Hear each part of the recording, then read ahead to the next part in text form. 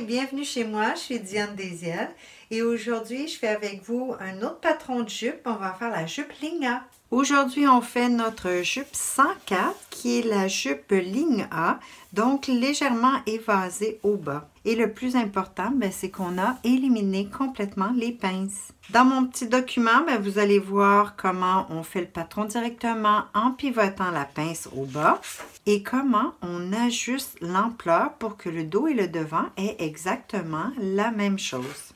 Aujourd'hui, je commence avec ma jupe du devant parce que je sais que même si la pince elle est moins profonde que celle du dos, vu que la pince est plus courte, l'ouverture créée par la fermeture de ma pince va être plus grande que celle au dos. On va commencer par tracer. Alors, je place un poids sur mon gabarit et je vais tracer du premier cran de pince à la taille jusqu'au niveau de ma découpe princesse au bas de mon gabarit. Puis, je prends soin d'indiquer mon pivot.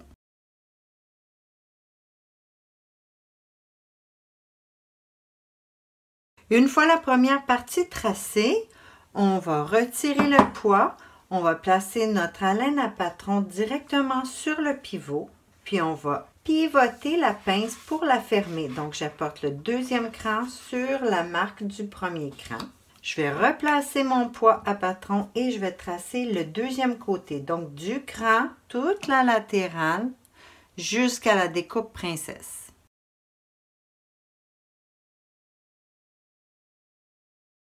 Maintenant, avec la coupe française, je vais relier les deux points afin de fermer le bas de la jupe.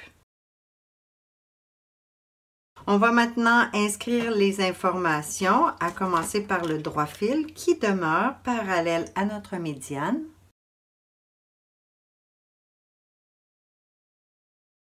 Le style, c'est le numéro 104. Cette pièce est la pièce devant. Elle va être coupée une fois au pli du dessus dans la matière principale.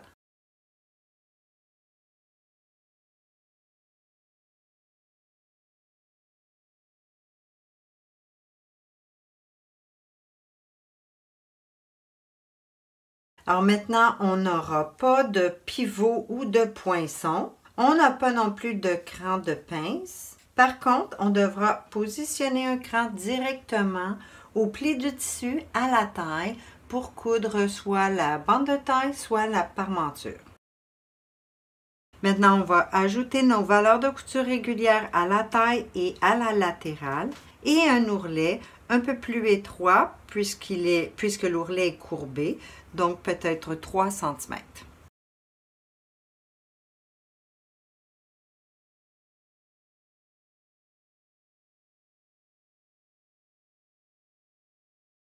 Le patron est terminé, on va maintenant découper tout autour.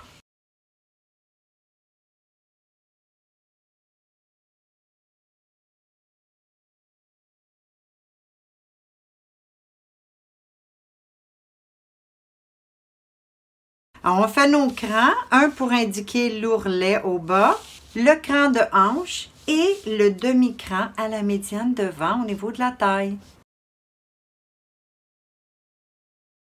Avant de ranger notre patron de devant, je voudrais que vous preniez la mesure de l'ouverture lorsqu'on a transféré la pince, parce qu'ici, je vais vous montrer à reproduire exactement la même mesure sur la pièce du dos. Alors, comme vous pouvez voir, j'ai retourné ma pièce de patron. Maintenant, ma taille, elle est à droite, de façon à pouvoir faire mon développement sur la pièce de papier qui est à ma disposition. Alors, avant de placer mon dos, je m'assure d'avoir ma valeur de couture nécessaire à la médiane dos qui pour moi va être de 2 cm puisque je veux placer une fermeture avec glissière décentrée. Ensuite, je vais faire exactement comme pour le devant, tracer du premier cran, toute la médiane jusqu'au niveau de la découpe princesse au bas et j'indique le poinçon.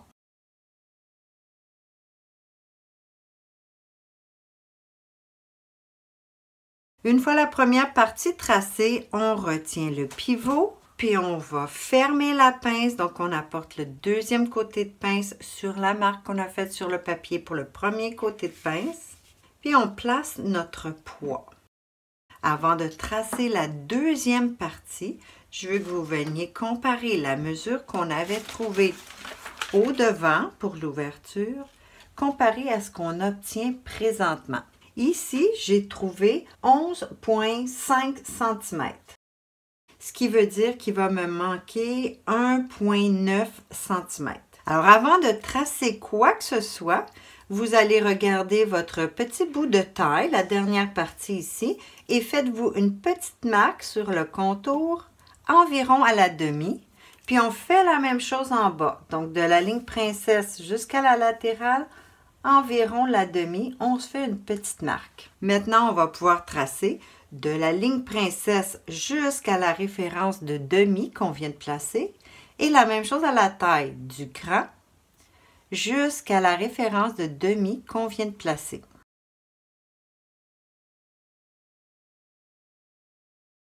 Maintenant, vous allez prendre votre règle et venir mesurer vers la latérale la mesure qui nous manque pour rejoindre celle du devant. Pour moi, c'était 1,9 cm et je viens me faire une petite marque.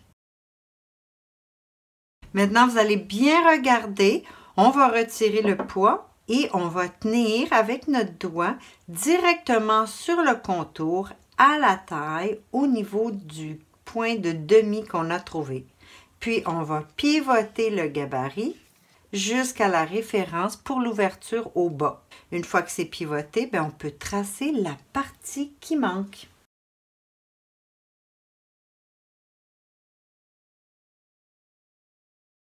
Maintenant, on ferme le bas exactement comme on l'avait fait pour le devant avec la courbe française. On va ajouter nos valeurs de couture régulières à la taille et à la latérale. On va mettre notre ourlet le même qu'on a mis pour le devant. Puis ici, je vais mettre une valeur de couture un peu plus large à la médiane dos pour poser une fermeture éclair décentrée. Donc ici, ça va être 2 cm pour moi. Avant d'ajouter mes valeurs de couture, je vais venir positionner mon cran pour la fermeture à glissière. Donc, je mesure 18 cm à partir de la taille. Puis, je positionne un deuxième cran 1 cm plus bas.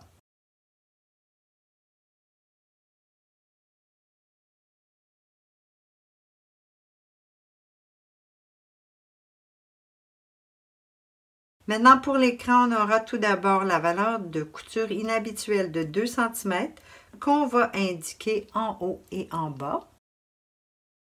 J'ai déplacé mes crans pour la fermeture éclair. Ensuite, on n'a pas de cran pour la pince parce qu'il n'y a plus de pince.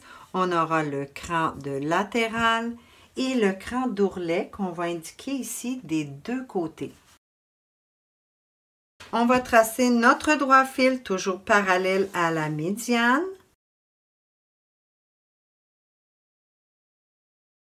Toujours, c'est le style 104, c'est notre pièce dos qui va être coupée une paire dans la matière principale.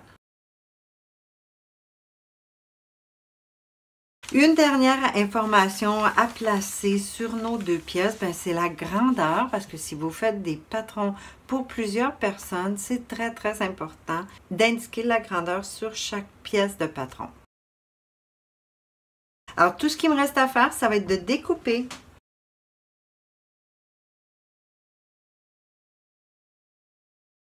Et pour terminer, on vient cranter.